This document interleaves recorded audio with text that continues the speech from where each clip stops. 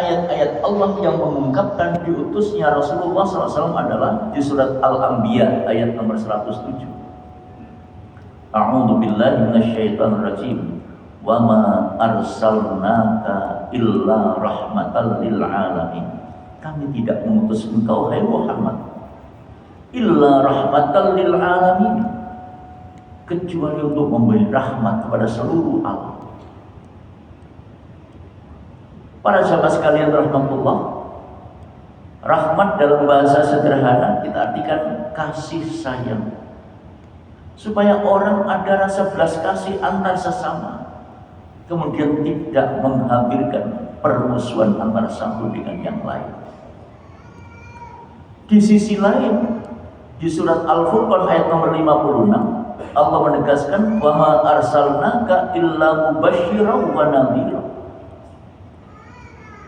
Kami tidak mengutus engkau hai Muhammad illa mubasysyiran, kecuali untuk menyampaikan kabar yang menggembirakan. Kepada siapa? Tentu kepada orang yang mau menerima, mau mengikuti, mau mengamalkan petunjuk-petunjuk yang disampaikan oleh Rasul.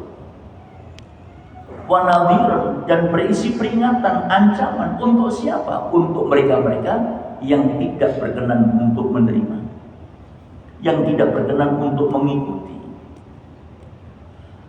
Nah, para sahabat sekalian rahmatullah, kabar gembira yang Allah tegaskan di dalam ayat ini artinya ketika seseorang itu nanti mau menerima, meyakini kebenaran yang datang dari Allah, maka mereka akan dijamin kehidupan kelaknya di dalam surga. Sebaliknya orang-orang yang menolak, orang-orang yang ingkar, maka mereka dipastikan tempatnya kelak adalah di neraka. Kehidupan yang baik yang akan diterima oleh orang-orang yang mau menerima petunjuk yang datang dari Allah, yang dibawa oleh Rasulullah SAW Muhammad, yang dibawa oleh Rasulullah SAW itu, maka bukan hanya dirasakan di akhirat, tetapi di dunia pun mereka akan mendapatkan kehidupan yang nyaman, kehidupan yang tentram, kehidupan yang damai. Sebaliknya orang-orang yang ingkar, yang menolak, yang tidak mau menerima apa yang disampaikan oleh Rasulullah, agama yang datang dari Allah, maka mereka akan dihinakan bukan saja di akhirat tetapi juga di dunia. Nah, jadi para jamaah sekalian rahmatullah, karenanya maka diutusnya Rasulullah SAW itu oleh Allah adalah mubasysyiran wa nadhiran, untuk menyampaikan kabar yang menggembirakan bagi siapapun yang mau mengikutinya, dan ancaman bagi siapapun orang-orang yang enggan untuk mengikutinya. Nah, hal itu adalah ad-dinul Islam. Para jamaah sekalian rahmatullah, jadi diutusnya Rasulullah adalah untuk menyampaikan agama Islam, agama yang diridhai oleh Allah Subhanahu wa Ta'ala. Doktrin inilah yang harus kita kuatkan pada diri kita dan kita teruskan kepada keluarga serta generasi kita. Jangan sampai kemudian lantas kita hanya miliki sendiri, sementara kita punya tanggung jawab terhadap keluarga, dalam hal ini termasuk anak-anak kita, apalagi di era seperti sekarang ini. Maka doktrin keagamaan itu harus kita kuatkan kepada mereka, supaya mereka nanti bisa menjadi pewaris kita dalam melangsungkan ad-dinul Islam di tengah-tengah kehidupan kita di dunia ini sampai nanti di akhirat. Nah, para sahabat sekalian rahmatullah, terkait dengan kabar yang menggembirakan di dalam sebuah hadis yang diriwayatkan oleh Imam Bukhari, an Abi Hurairah radhiyallahu anna Rasulullah sallallahu alaihi wasallam qala kullu ummati yadkhulunal jannah. Rasulullah menegaskan semua umatku bakal masuk surga. Tapi mohon maaf, ketika menyampaikan hadis ini jangan cuma dipotong sampai di situ. Kadang-kadang ada orang yang menyampaikan hadis ini hanya dipotong sampai di situ, sehingga orang akhirnya menyepelekan. menganggap enteng. Walaupun saya ini tidak sholat, yang penting saya ini kan umatnya Nabi, berarti saya nanti juga masuk surga. Nah, para jamaah sekalian rahmatullah, hadis ini masih berkelanjutan. Apa lanjutannya? Ada pertanyaan dari para sahabat Nabi kepada Rasulullah SAW. Qila, ya Rasulullah, wa mayyabba ya Rasulullah. Wahai Rasulullah, siapa yang dimaksudkan? Kullu ummati yadkhulunal jannah illa man aba. Semua umatku bakal masuk surga kecuali yang tidak mau. Kecuali yang enggan. Tuh, masuk surga kok tidak mau, masuk surga kok enggan. Nah, kenyataannya seperti itu. Jadi masuk surga itu bukan berarti kemudian semua orang mau. Ternyata prakteknya ada yang tidak mau. Sehingga Nabi mengatakan, kullu ummati yadkhulunal jannah illa man aba. Semua umatku bakal masuk surga kecuali yang tidak mau. Gila. Kemudian Rasulullah ditanya oleh para sahabatnya, ya Rasulullah, wa mayyaba, atau wa mayyaba ya Rasulullah. Siapa yang dimaksudkan dengan orang-orang yang enggan, yang tidak mau masuk surga? Qala, man ata'ani dakhala jannah. Siapapun orangnya yang taat kepadaku, mereka itulah yang bakal masuk surga. Taat kepadaku maksudnya taat kepada Rasulullah dalam arti mengikuti apa yang disampaikan oleh Rasulullah SAW. Perintahnya dilaksanakan, larangannya ditinggalkan. Para sahabat sekalian, apa perintah-perintahnya Allah itu? Perintah bertauhid, yaitu mengesahkan Allah. Perintah untuk menunaikan ibadah kepada Allah, berakhlakul karimah, berinteraksi sosial secara baik. Ya, itu inti pokok perintah-perintah yang disampaikan oleh Rasulullah SAW sesuai dengan petunjuk wahyu yang beliau terima dari Allah. Nah, kemudian para sahabat sekalian rahmatullah, lebih lanjut Rasulullah menyampaikan, waman asani, siapa yang durhaka kepadaku, siapa yang tidak taat kepadaku, siapa yang tidak nurut kepadaku, faqad aba, maka itulah orang-orang yang aba, orang-orang yang tidak mau masuk surga. Hadis Bukhari. Nah, para jamaah sekalian rahmatullah, di dalam surat Al-Hasyr ayat nomor 7, Allah menyatakan, a'udzubillahi minasyaitonirrajim, wa ma ataakumur rasul fakhuduhu wa ma nahakum anhu fantahu. Untuk mendapatkan kegembiraan, maka pesan Allah ini harus dipegang teguh. Apa-apa yang disampaikan oleh Rasulullah harus diikuti, dan apa-apa yang dilarangnya harus ditinggalkan. Ya, apa yang diperintahkan, apa yang disampaikan oleh Rasulullah diikuti, apa yang dilarang ditinggalkan. Para jamaah sekalian rahmatullah, juga di dalam hadis muttafaqun alaih, an Abi Hurairah radhiyallahu anhu anin Nabi sallallahu alaihi wasallam qala, "Da'uni ma taraktukum." Rasulullah menyampaikan, biarkanlah, jangan diperdebatkan ma taraktukum, apa-apa yang aku wariskan, apa-apa yang aku tinggalkan kepada kamu. Innama ahlaka man kana qablakum kathratu su'alihim wa ikhtilafuhum ala anbiya.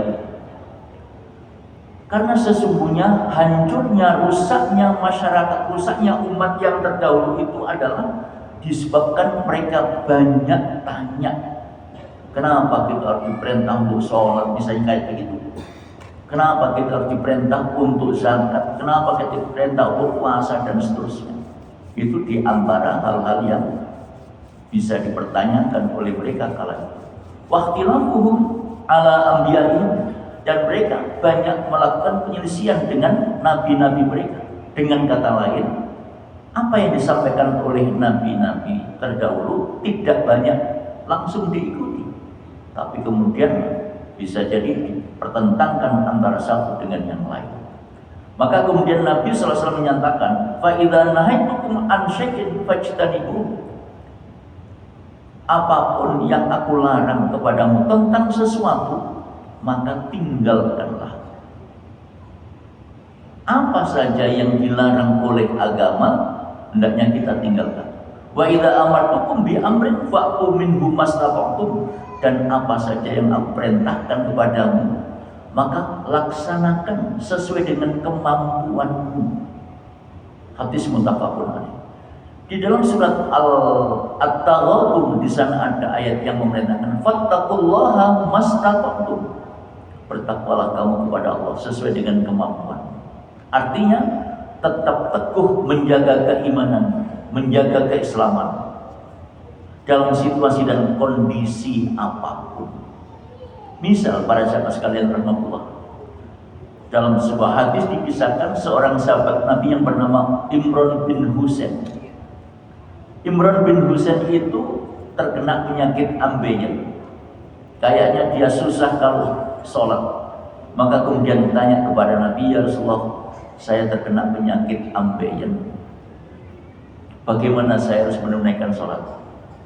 Qala, ya, sholli qa'iman, sholatlah kamu dengan berdiri. Fa illam tastati wa qa'idan. Kalau kamu tidak bisa dengan berdiri, sholatlah dengan duduk. Kalau misalnya tidak bisa dengan duduk, dengan berbaring. Nah, ini artinya melaksanakan sesuai dengan perintah, melaksanakan sesuai dengan kemampuan. Mampunya berdiri, berdiri, mampunya duduk, duduk, mampunya berbaring, berbaring. Bahkan terkait dengan perintah sholat itu, para sahabat sekalian rahmatullah, di surat Al-Baqarah 238 Allah berpesan secara serius kepada kita semua. A'udzubillahi minasyaitonirrajim. Hafidhu 'alas sholawati was sholatil wusta wa qumu lillahi qanitin. Jaga sholat 5 waktu itu dengan baik. Was sholatil wusta, lebih khusus sholat wusta. Ada yang mengatakan sholat wusta itu sholat asar, ada yang mengatakan sholat wusta itu sholat subuh. Sholat asar kalau menghitungnya dari subuh, subuh, zuhur, asar, maghrib, isya. Wusta itu maksudnya pertengahan. Ya, nah, yang di tengah-tengah ini adalah asar. Ada yang mengatakan sholat wusta itu sholat subuh kalau menghitungnya dari maghrib, isya, subuh, zuhur, asar, subuh di tengah-tengah. Tetapi yang lebih roji, yang dipandang paling kuat adalah sholat asar, sholat wusta itu. Apalagi kalau kemudian kita lihat perkembangan saat ini, ya, tidak jarang kita jumpai orang kemudian mengabaikan sholat asar. Setelah pulang kerja, waktunya yang sangat mepet, kadang-kadang kemudian sholat asarnya hilang. Inilah kenyataan. Maka Allah berpesan, hafidhu 'alas sholawati was sholatil wusta wa qumu lillahi qanitin. Ya. Jaga sholat 5 waktu dengan baik, lebih khusus sholat asar. Wa qumu lillahi qanitin, dan tunaikan, laksanakan sholat secara khusyuk. Bahkan para sahabat sekalian rahmatullah, di ayat berikutnya, fa in khiftum farijalan aw rukbanan. Kalau misalnya kamu dalam posisi bahaya, dalam posisi ketakutan, kamu bisa sholat dengan berjalan. Sambil berjalan pun boleh, Masya Allah. Atau misalnya kamu sedang berkendara, karena situasi perjalanan yang ruwet, macet, apalagi sekarang kalau macet tidak cukup 1 jam, 2 jam, bahkan bisa berjam-jam. Dalam situasi dan kondisi yang semacam itu, maka kamu juga bisa sholat sambil berkendara. Masya Allah. Saya menangkap ayat ini, menggambarkan betapa ayat ini sangat serius mengingatkan kepada kita agar kita tidak meninggalkan sholat dalam situasi dan kondisi apapun. Nah, inilah yang dimaksudkan dengan fattaqullaha mastata'tum. Bertakwalah kamu kepada Allah sesuai dengan kemampuan.